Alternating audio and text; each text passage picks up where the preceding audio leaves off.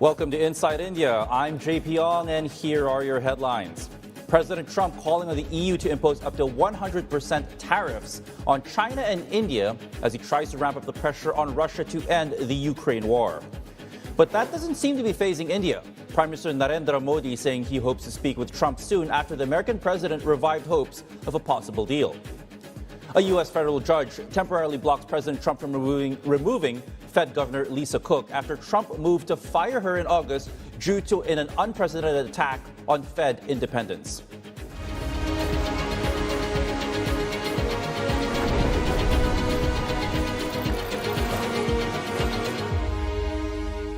And a good Wednesday to all of you. Let's take a quick look now at how Asian markets are shaping up this midweek session. We're seeing that there is still some positivity, perhaps taking a little bit of confidence from that strong gain out on Wall Street, with ramping hopes that the Federal Reserve will indeed enact a first rate cut this year later on in their September meeting. You're seeing that build up actually from markets from Tokyo to Taipei now, the Nikkei 225 holding on to gains of about 0.5% so far in today's session. And while it's looking quite rosy out in Hong Kong with the Hang Seng Index in the green, we are seeing the Shanghai Composite looking a bit sluggish today, down by about 0.2% after lackluster the CPI and PPI reports pointed at more deflationary worries in China amidst signs of a possible slowdown that will continue to linger for the world's second largest economy. The federal judge has temporarily blocked President Donald Trump from removing a Federal Reserve Governor Lisa Cook, an early setback for the White House. The preliminary ruling does not settle the fraud allegations posed by Trump against Cook, and the case could end up in the Supreme Court.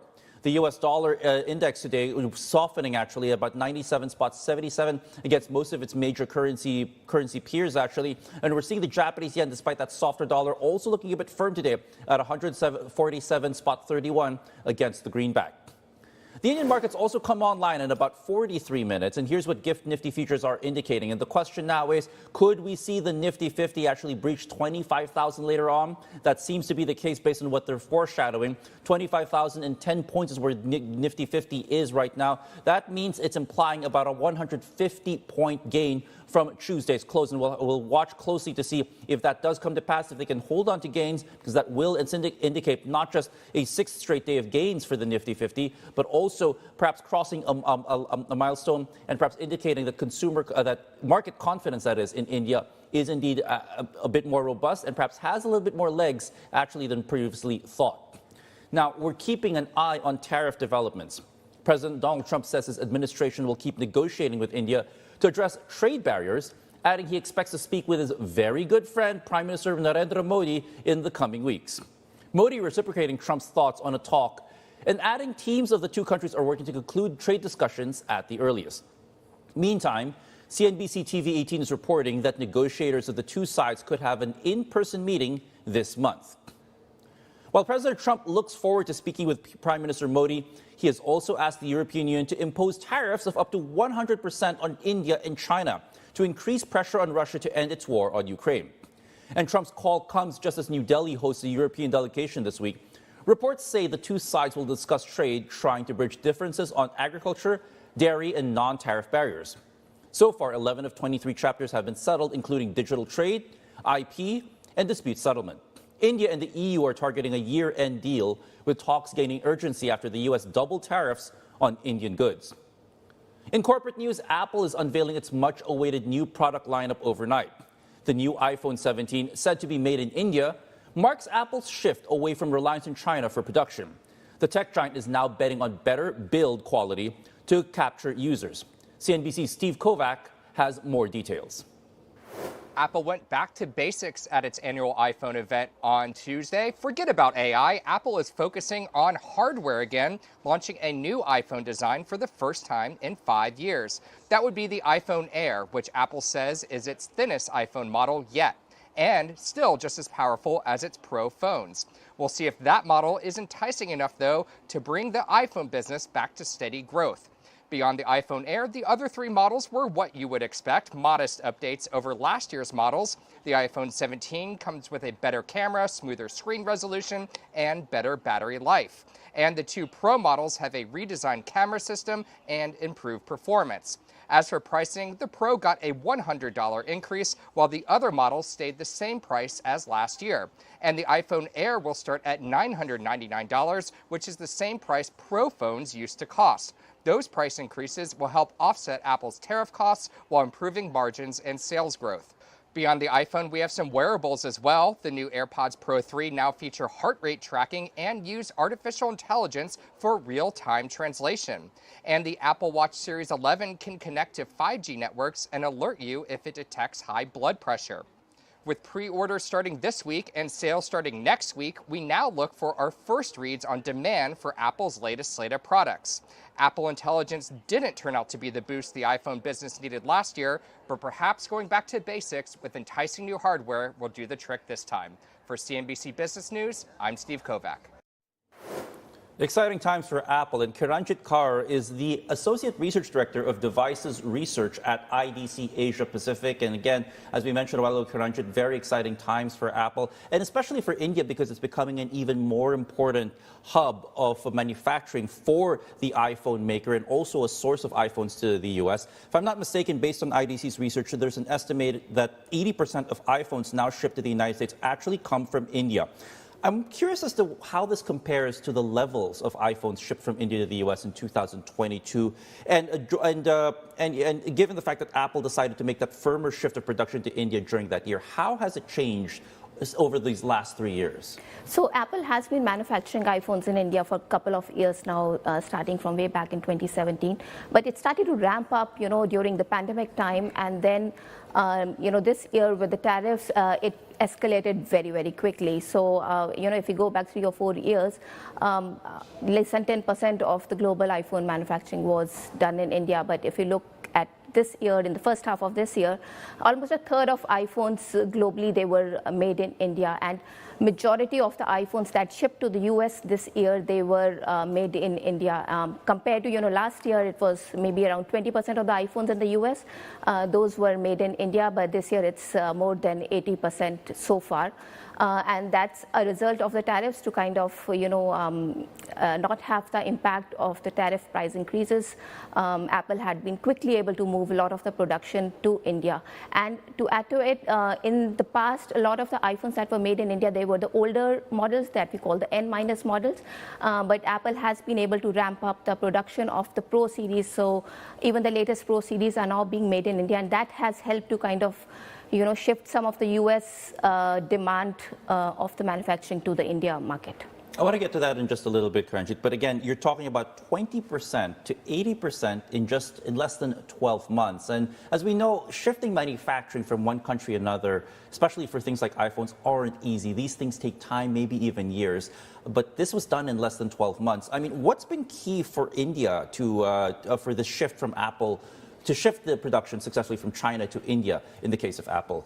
So, it's not been a smooth ride for Apple to, ramp up and build its production, particularly for their, the advanced Pro series models. And, Apple started with Pegatron and Bistron, and now most of the production is done by Foxconn in India. Followed by their partnership with Tata in India. So it's been going through its ups and downs, but I think earlier this year, once the tariffs were announced, Apple had to make quick decisions about ramping up its production, directing most of the exports from India to the US market. And also at the same time catering to the increasing demand in the India market. India has been growing in terms of iPhone sales in double digits, which is, it's one of the biggest markets. It's one of the fastest growing markets for Apple. Right. And I want to get to that point as well, because there's so much we have to parse through. But again, we're still talking about a quadrupling of shipments and production for Apple from India to the United States. I mean, exactly how were they able to do this? Because it's, again, as you mentioned, it wasn't a smooth ride. It was no easy feat. I mean, were they working overtime? Were they ramping up? Were they just conjuring up production lines out of thin air? I mean, it's fascinating to see how quickly they did this, Kiranjit. Anything else you can share with regards to that? So for this year particularly, I think over time they have been increasing their production, the number of plants that are able to make iPhones, and also it obviously to make the transition from China to India, there is help that is needed. So they've got technical people from China, machinery from China to kind of ramp these things up.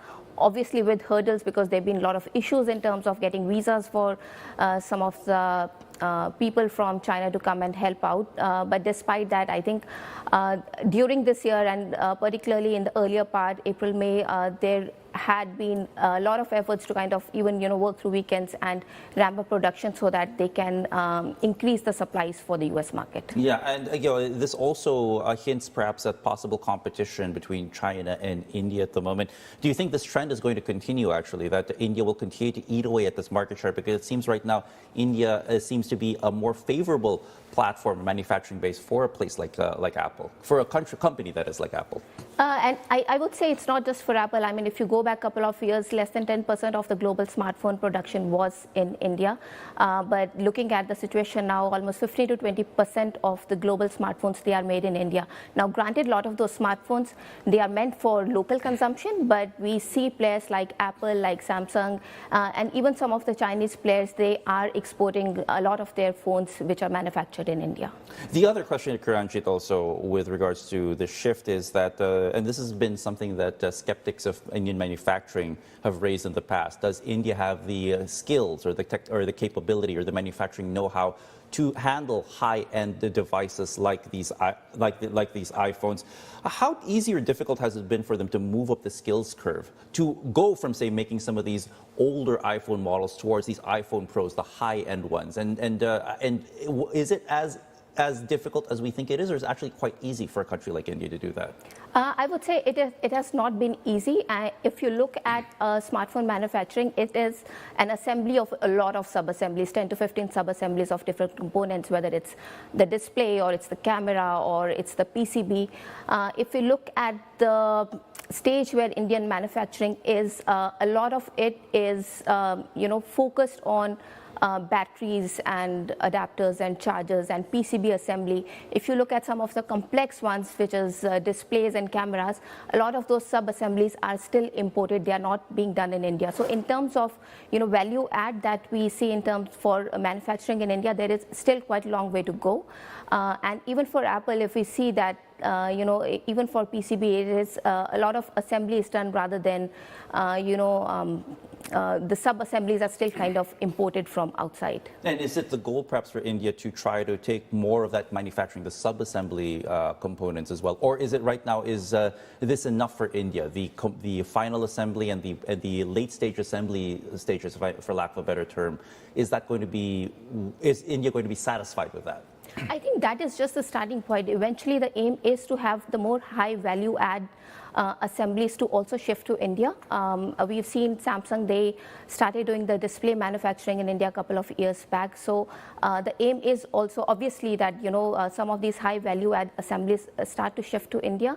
But at this point, it is more in terms of some of the lower value add assemblies that are happening. Kiranjit, let's go into the India-China competition, or the shift, as some would say, actually, because again,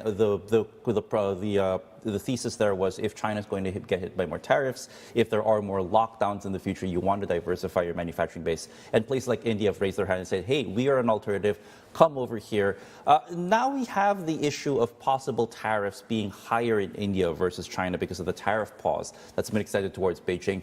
Does this complicate or perhaps erode the manufacturing case for shifting to India right now, not just for iPhones and electronics, but broader manufacturing in India? I think for broader manufacturing, yes, that is a question, because then it becomes, then it comes to the point of competitive advantage, not just with China, but also with other economies in Asia, including many of these countries in Southeast Asia, where the tariffs are relatively lower compared to what we see in India. Now, the situation with tariffs is still quite fluid. If we look at, how it started, China was dealt with much higher tariffs in the beginning, but those were rolled back or kind of on a pause right now. India started with lower tariffs, but it's kind of escalated at this point. But I would say, I think for the businesses and even for the consumers, I think it's a very uncertain situation on how these tariffs are going to stack up at the end of 90 days or at the end of 1 year, 2 year, or even a 10-year period. The way I view, the company's decision, I think it's going to, for the longer term decisions, I think they're still going to wait and see on, where the final end line is, because right now, if you look at the status quo, we don't know if it's going to hold up 3 months later or not. This might be good news, or this might be seen as more turbulence in the water, but we do know that there is a pause at least, or an exemption on tariffs for electronics devices like smartphones, like computers, which might favor the likes of India and the shift of these manufacturing processes towards the subcontinent. But, as we've seen, President Trump, all it takes is a tweet to change the sentiment. All it takes is him to say, hey, I'm mulling a 100% tariff, a 200% tariff on these things. Again, does this make the investment case in India a bit uncertain, not because of anything India's done, but because there really is so much of this uncertainty right now, and things could change at the drop of a hat based on how the American president is feeling? I would say that I think the question is whether the companies are going to increase their production. I think what's the status quo for Apple and for other manufacturers, that's probably going to stay till we know for sure what's going to happen.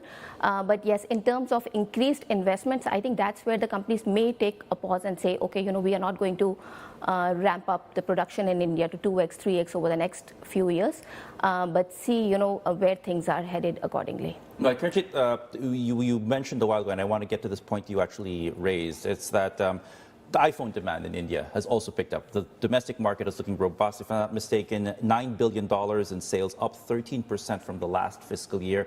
The fact that the appeal for the iPhone is also growing among Indians, does this create a hedge for a country like for a company like Apple to say, hey, if we get shut out from the US, no matter, the Indian market, which is growing, could actually absorb some of what we're manufacturing right now?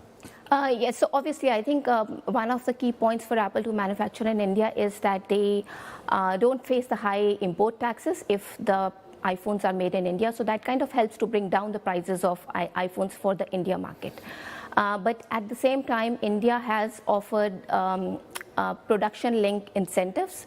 So if the smartphones, they are exported, these companies get added incentives to manufacture in India. So Apple is a key beneficiary of these PLI schemes that the Indian government has been offering. So if the Indian manufacturing is only meant for Indian consumption, I see that there are two drawbacks for Apple in that case. One is that they don't get the benefit of production link incentives, and second is it hits their economies of scale to make in the India market. But at the end of the day, if it means that manufacturing jobs in India are kept in India, or kept at these Apple factories in Tamil Nadu, for instance, does it really matter where the iPhones go? Because at the end of the day, if it goes to the Indian consumer, if it goes to the US, manufacturing and the jobs, more importantly, are preserved, actually. Yes, so back to the point about the production link incentives. So if the iPhones that are made in India, but they are not used for exports, Apple does not get the benefit of those tax incentives that the government is offering. Okay. Give us an idea of what the smartphone market looks like in India and where Apple is in this in the batting order. Who's dominant right now, and where does Apple fit in this league table? So if you look at the India market, it's lower end segment market. So most of the smartphone shipments, they're concentrated at the lower price bands, and it's very interesting to see that at this point, with all the economic uncertainty and the consumers feeling cost of living pressures, we see the lower end market suffering a lot more. But if you look at the premium market where Apple is playing and leading in the market, that segment seems to have to continue to grow over the last couple of years, and that has been benefiting Apple to gain a bigger pie of the smartphone market in India. I'm also curious, Kiranjit, as to what the festive season will bring for Apple, because when we spoke to the folks at Red Seer the other day, and I pressed him as to which brands are seeing more interest, actually, he said, oh, Apple's probably going to gain a lot, actually. The iPhone's probably going to gain. Is this something you guys also think will benefit Apple and the iPhone, given the recent GST reforms that's been the talk of the town across India? Absolutely. I think this festive season is the biggest sales period for Apple, and it coincides with the launch of their new iPhones as well. A lot of the iPhone sales in the India market, they go through these e-tailers, which is Flipkart and Amazon, and they offer very, very attractive deals, not just on the latest iPhones, but the N-minors. We've seen the iPhone 16, iPhone 15, they have got very, very good deals in the recent months during, the other festive sales that have happened. So Apple is definitely a very big beneficiary of these festive sales, during the Diwali period. Rising sales, GST reforms bring down prices, and the festive season. It's like a perfect storm, actually, for the iPhone launch that might benefit them, actually, in the domestic Indian market more than some people expect. But we'll leave that for a conversation for another time. Karanjit Kaur from IDC, thank you so much for joining us today and helping us understand what the product launch for Apple and the manufacturing shift will mean for the company and India's aspirations to move up the manufacturing value chain. Appreciate your insights, ma'am. Well, coming up, we'll keep tabs on some major geopolitical developments as well. Stay tuned. You're watching Inside India.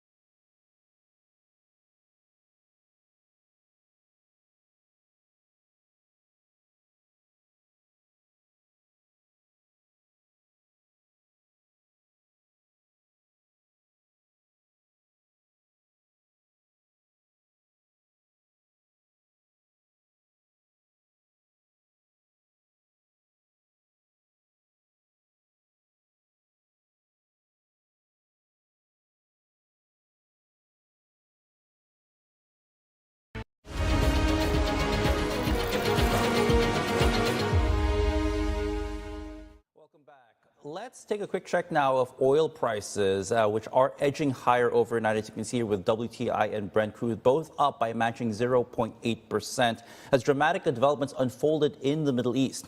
Israel launching missile strikes on Hamas leaders inside Qatar, killing 6 people. Qatar is a key regional ally of the United States, with NBC's Richard Engel bringing up more. The Israeli airstrikes in Doha, Qatar were captured by security cameras. One explosion at the back of the targeted building, followed by another in the front. Cell phone video shows people running in the normally quiet and peaceful Qatari capital. Israeli Prime Minister Netanyahu said the targets were Hamas leaders who have an office in Qatar.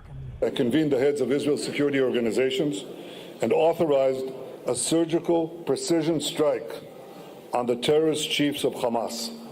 These are the same terrorist chiefs who planned, launched, and celebrated the horrific massacres of October 7th. He says he gave the green light for the strike after Hamas claimed responsibility for Monday's mass shooting, where gunmen opened fire on commuters at a Jerusalem bus stop, killing 6 Israelis. But the White House had rare criticism of Israel and its decision to hit Hamas in Qatar, neutral ground where negotiations among enemies take place. The Hamas office was opened in Qatar over a decade ago in a deal with Washington's support to facilitate diplomacy. Unilaterally bombing inside Qatar, a sovereign nation and close ally of the United States that is working very hard and bravely taking risks with us to broker peace, does not advance Israel or America's goals. However, eliminating Hamas, who have profited off the misery of those living in Gaza, is a worthy goal. The White House saying the U.S. military, not Israel, notified it of Israel's operation as it was happening, and that the U.S. then told Qatar, whose government called it a cowardly Israeli attack and state terrorism. President Trump speaking to Netanyahu and Qatar's top leaders. He assured them that such a thing will not happen again on their soil. And rising oil prices also not helped by the fact that there were Russian drone strikes on Ukraine close to the Ukrainian border with Poland, which has resulted in a number of airports closed actually in Poland, including its main Szczepan airport in Warsaw, and again also raising tensions in this region. That's also not helped matters, and perhaps also resulted in oil prices perhaps also ticking higher, seeing their WTI now up by 0.9%. And elsewhere in Nepal, Prime Minister KP Sharma Oli resigned after anti-corruption protests turned violent. Thousands of people who identified themselves as Gen Zers took to the streets of the nation's capital, Kathmandu, and set the parliament on fire. The protesters have been expressing their anger over widespread corruption and a government ban on social media platforms, which has now been withdrawn. This unrest is the worst the South Asian nation has seen in decades. A quick look at Asian markets now. We are seeing that the markets still are looking quite positive on the back of that strong lead-off or handoff from Wall Street. And we're seeing the Shanghai Composite also reversing early intraday, early losses they saw at the open. They're now trading about 0.1% higher, but still the specter of deflation on the back of those contractionary PPI and CPI numbers in China continue to weigh on sentiment there. But so far, they are keeping their noses above water. The Nikkei 225 in Japan also about 0.5% in the green. And coming up, we will take a deep dive into India's evolving EV space. Stay tuned. You're watching Inside India.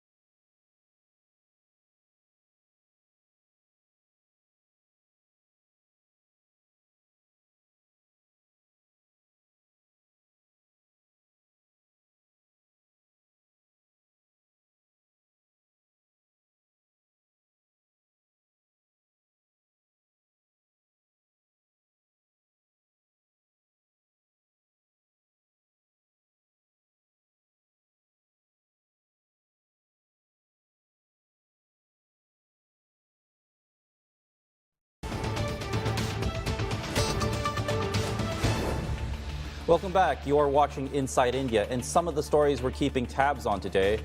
India has a new vice president. Lawmakers elected C.P. Radhakrishnan, a former parliamentarian from Modi's party, the BJP.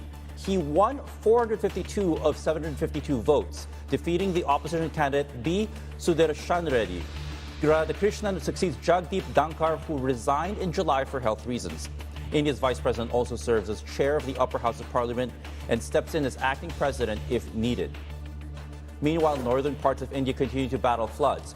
Prime Minister Narendra Modi surveyed flood-hit areas and announced relief packages worth nearly $375 million. So far, floods have killed at least 40 people in inundated 2,000 villages in the state of Punjab. The monsoon, crucial for India's farmland, has brought deadly floods and landslides this time. National Australia Bank is cutting 410 jobs in its tech and enterprise operations while creating new roles in India and Vietnam. The move comes just a day after rival ANZ Group announced plans to cut 3,500 jobs as it streamlines operations. NAB says the restructuring will help it build the right skills in the right locations. The White House responding to the Lisa Cook ruling, saying President Trump lawfully removed Governor Cook and this ruling won't be a last say in the matter. The White House also saying the Trump administration will continue to work to restore accountability and confidence in the Fed. This comes as a preliminary ruling temporarily blocked Trump from removing Cook. Quick check now on the U.S. dollar. We are seeing that the index so far was looking softer earlier on in today's session, and as we wait for the index to actually come up on the board to see if that continues, we have to remember that inflation data is due later on tonight, with there are expectations that we will see the dollar index that is actually trend lower. We are seeing that continues to soften at 97.77 against the U.S. dollar, and we are expecting also that August CPI in the United States could come in at about 2.9% on a year-on-year basis, with core CPI possibly 3.1% higher as compared to the same period last year. If there are indications that inflation is indeed ticking up and price pressures are rising, it could even build more of a case for the Federal Reserve indeed to cut policy rates, to loosen monetary policy and provide more support to the world's largest economy. The dollar index responding, as we mentioned, softening a touch to about 97.77 so far in today's session. But ahead of that concerns around the market, the U.S. economy likely added 911,000 fewer jobs in the past year than previously estimated. This according to a government report. That works out to just about 71,000 jobs per month, down from 147,000. Economists say the figures show the labor market was slowing even before Trump's tariffs. The revision, though, is boosting hopes of a rate cut by the Fed by next week. Our colleagues in the United States spoke to J.P. Morgan CEO Jamie Dimon about the labor market and the direction of the economy. The economy's weakening. Whether that is on the way to recession or just weakening, I don't know. So the consumer's weakened, commerce weakened, corporate profit's still up. And there's a lot of different factors in the economy right now. It's hard to figure out what it all means, and I've always been quite skeptical of most forecasts for that reason. So we just have to wait and see. There's a lot of stimulus out there too. We don't know what the Fed's going to do. They'll probably reduce rates, but I don't think that's going to be consequential to the economy. So we'll see. And we're still about 12 minutes from the market open in India, and this is how we're shaping up. Actually, again, we're seeing the GIFT Nifty futures forecasting a possible breach of that 25,000 mark and maybe a sixth straight day in the green for the Indian benchmark, actually. And this also shows that it might be about 150 points above yesterday's close. The Indian rupee, though, also looking a bit firmer in today's session. It seems that there is some gains to be reflecting in the FX market also. 88.14 is where the rupee actually sits. But again, record weakness hit again last week of about 88.21. So it's just about 0.07 off of that particular level. Still, it is looking a bit firmer, as we mentioned, stronger so far in the early hours out in India. Well, let's talk about the EV sector in India now. And the latest GST overhaul in India decided to put all electric vehicles, be they luxury or mass market, under a 5% tax bracket. At the same time, taxes on smaller non-electric cars have also been reduced. Many worry that it could slow the EV adoption, especially in entry-level segments, as cheaper options would now be available for value-conscious consumers. EV sales in India touched 15,500 units between April to July of this year. Industry body India Energy Storage Alliance is also pushing for lower duties on EV parts. Under the new structure, all batteries, including lithium-ion, attract an 18% tax. Well, Sakit Mehra is a partner and auto and EV industry leader at Grant Thornton Bharat, here to help us understand how this might all shape the outlook and direction of EVs and the broader car market in India. Sakit, thank you so much for joining us today. We were talking about concerns, at least, from the EV space, that perhaps if there was a raising of the GST tax on EVs, it could hamper any efforts to adopt more EVs on the push towards reducing emissions in India. That seems to have been removed from the table after it was confirmed it was about 5%.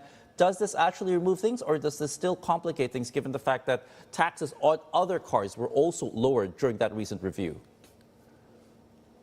Well, I think to answer this question, we'll have to slightly look back over the past few years, how the EV as a scenario has evolved in India.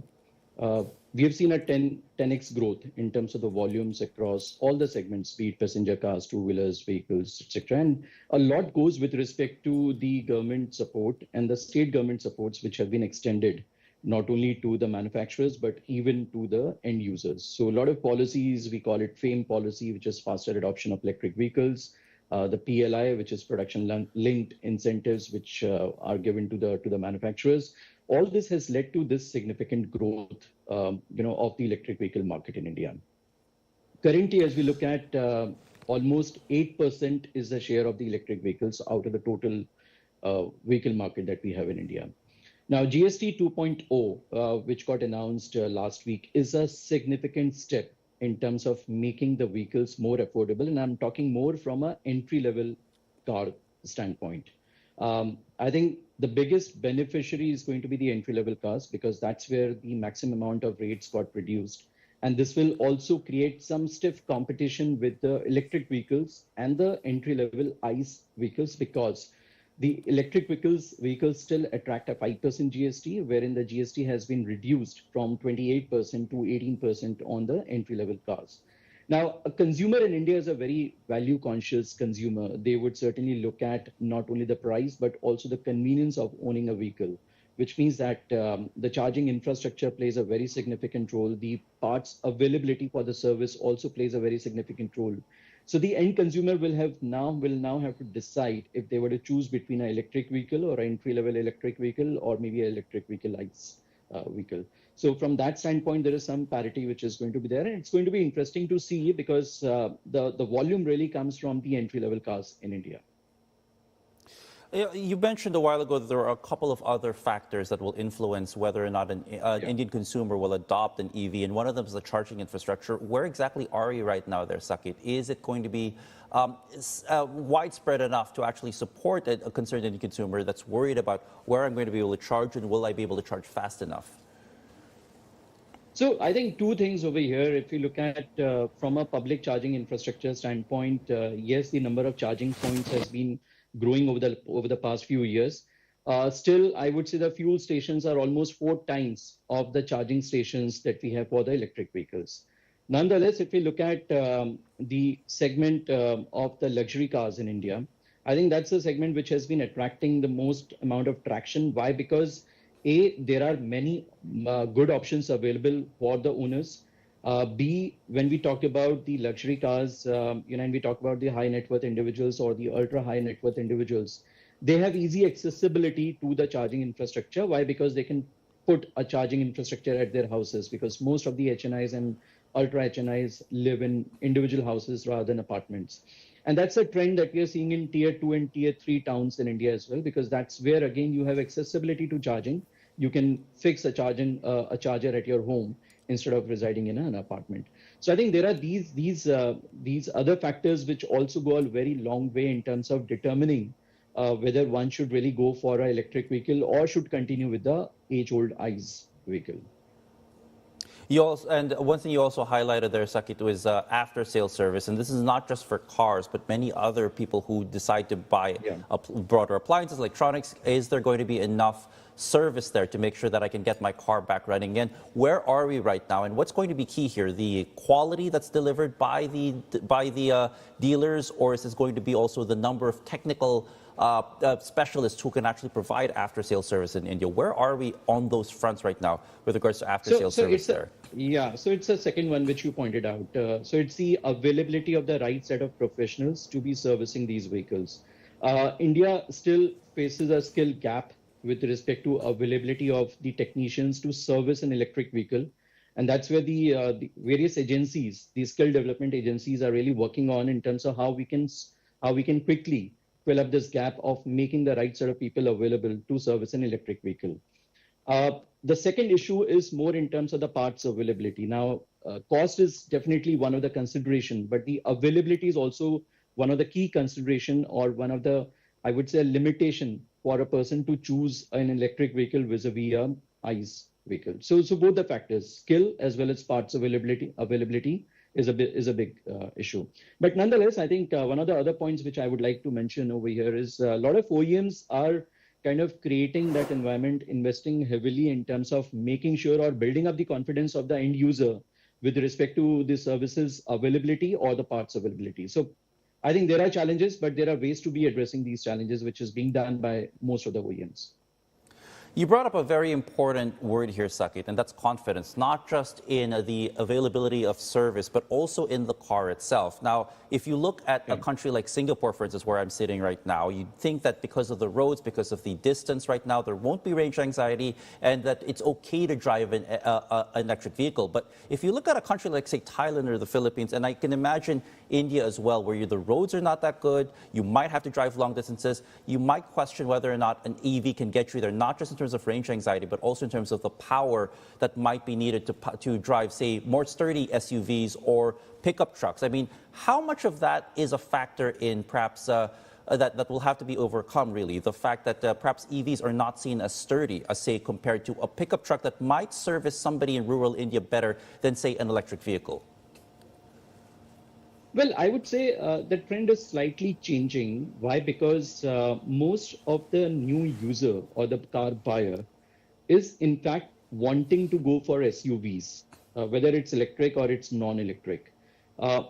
Coming down to electric, I think this is where we have seen a significant amount of shift when it comes to people choosing an electric SUVs. And if you look at most of the new entrants, the OEMs who have come to India are focusing on the electric SUVs. Now, to your point in terms of the infrastructure, and I'm not talking about the charging infrastructure, but the road infrastructure, both in urban as well as in the rural areas, I think there is a significant improvement as far as the road infrastructure is concerned. Particularly, I would say from an urban standpoint, there is a far better connectivity between two cities within the state or even the interstate connectivity. So I think we are done away with the fact that road infrastructure is going to be a challenge. Maybe in the city driving condition, it still remains a challenge. But when it comes to off-city driving, it is not a challenge. But what about, say, floods, for instance, Sakit? Because we know India is no stranger to floods. Are there concerns that an EV might stall or perhaps even malfunction if it's caught, say, in a downpour, whether it be in a rural area or, say, a city that suddenly gets hit by strong rains and now has to deal with, say, getting home but having to drive through knee-high flood conditions, for instance? Is that a concern that perhaps Indian consumers have also with regards to EVs and the potential for rain and floods? Well, I would say it remains a concern. Why? Because the global climate change, any which ways, is a big risk for all the major economies across the globe. In India, particularly, we have seen extreme weather conditions this year, and I was watching the previous part of your program in terms of the flood situations in North. Yes, it puts a lot of things onto a standstill. We have seen situations wherein not only the electric vehicles, but even the ICE vehicles getting stranded because of the flood situation. So I think this situation of flooding or the extreme weather conditions will prevail and will create a problem, whether it's an electric vehicle or it's a non-electric vehicle. So I think it's a natural situation to live with.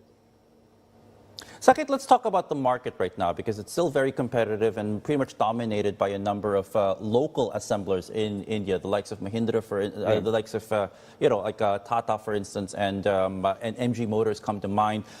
We talk about manufacturing being key for India, but what about dealership networks? Actually, how important is it not just to have a manufacturing base, but an expansive dealership network across the country if you're an EV maker that wants to really garner market share?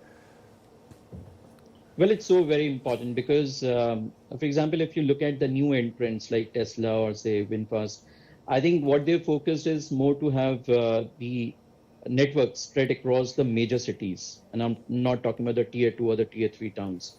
But I think that's where a shift has to undergo a change, wherein the presence need to be well felt in the tier 2 and tier 3 towns as well. Because if we look at the luxury car sales, and I'm not talking about only electric vehicles, but even the general luxury car sales, a majority comes from the tier 2 and tier 3 towns. So from a dealer expansion standpoint, I think the OEMs will have to slightly twist their strategy as to how soon they can reach to the end consumer, which could either be residing in the metros or could also be residing in tier 2 and tier 3 towns. It's all about making your presence well felt and building up, again, that confidence and trust amongst the users that the OEMs are there with you, whether it's at the point of sale or it's after sales.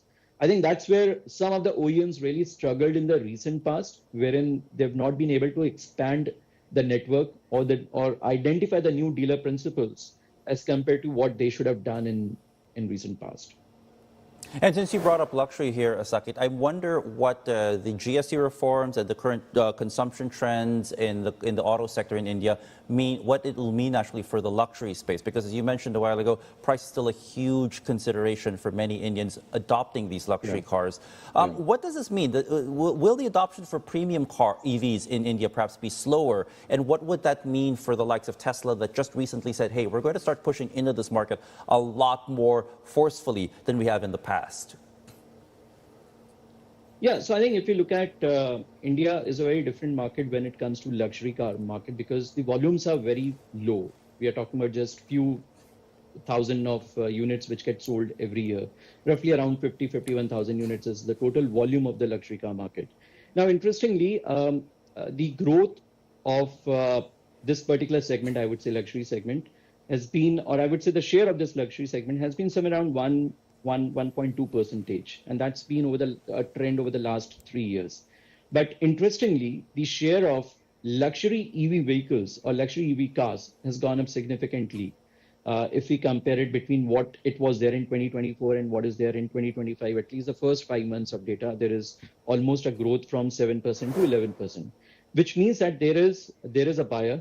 There is a buyer who consciously takes that decision to go for an electric vehicle, and I'm talking about luxury electric vehicle.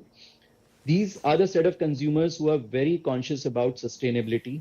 They want to contribute at an individual level with respect to the net zero commitment that India has given, plus the affordability as well as the convenience of charging. I think there are these 2-3 parameters which really go in favor of the luxury electric cars in India. But at the same time, yeah. Go ahead, sir.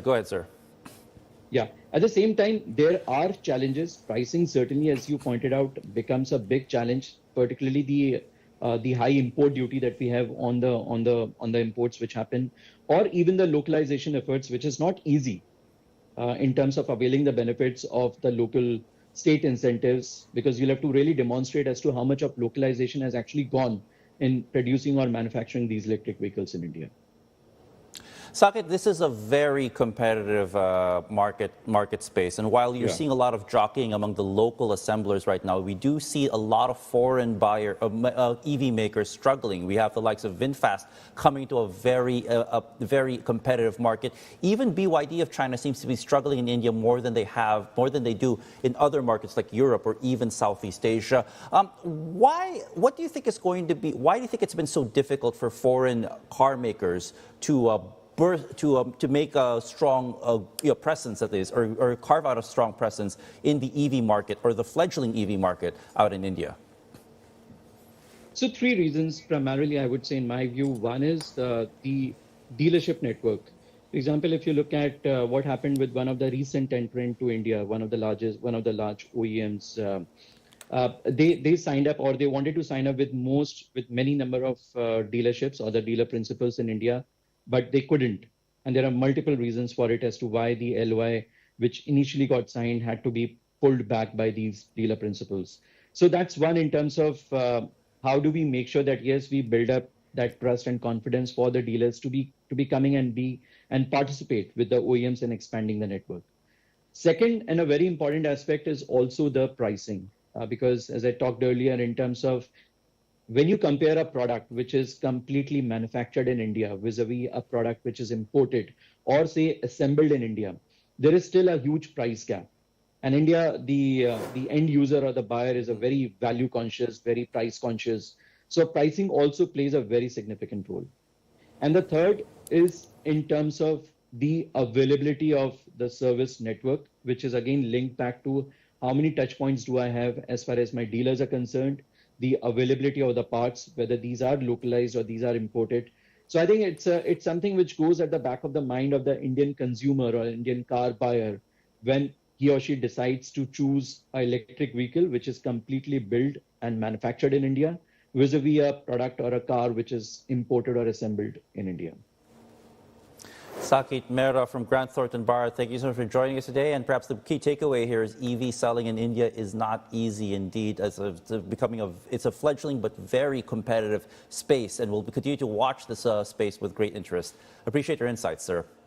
Well, the Indian markets have joined the trading day. We'll look at some of the movers in Mumbai after a short break. We'll be back in about 2 minutes.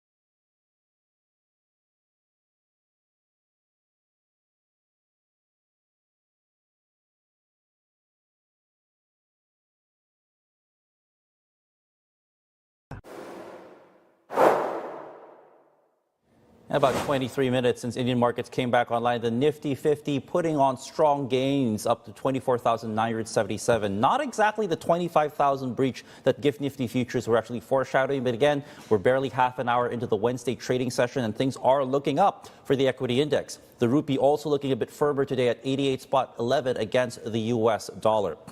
Textile stocks are surging after rising hopes of trade negotiations between India and the United States. Take a look at how some of these textile stalwarts are doing today. Just pointing out, Wellspun Livy is up by about 7.8%, a pretty impressive surge for them actually. And we also seeing the likes of Arvind Limited up by about 4.2%. Vardhman Textiles also impressing today, a 6.1% jump so far in the first hour of trading out in Mumbai. A quick check also on shares of Bajaj Auto, and the two-wheeler maker is announcing that it will pass on the benefits of GST cuts to its customers. Currently, the shares, though, are down by about 0.5% at 9,335. Back to those GST cuts, Bajaj is offering price cuts between 20 to 24,000 rupees on its products that qualify. The discounts begin on September 22. Taking a look at shares also of Kotak Mahindra Bank as we wait for the board to come up. There you go. The lender up by about 1% so far in the first hour of trading. Related news, the Japanese financial services major Sumitomo Mitsui is reportedly planning to offload its entire 1.65% stake in the private lender. The block deal could be valued around at about $692 million. And this move comes as Sumitomo Mitsui gears to raise its stake in Yes Bank. SMBC is likely selling the stake to avoid a possible conflict of interest. An Indian tribunal has also asked markets regulator SEBI to explain within 3 weeks why it cannot share more documents with U.S. trading firm Jane Street. The firm was barred in July over alleged index manipulation, a charge that it denies. Jane Street says SEBI's own departments reached conflicting conclusions and wants full disclosure, including internal reports, trade logs, and NSE communications. The tribunal also paused personal hearings until November 18, delaying any final ruling. SEBI calls the request a fishing inquiry and says its probe is still ongoing. And that's all the time we have today on Inside India, but do keep watching CNBC. Access Middle East is coming up next. Have a good morning.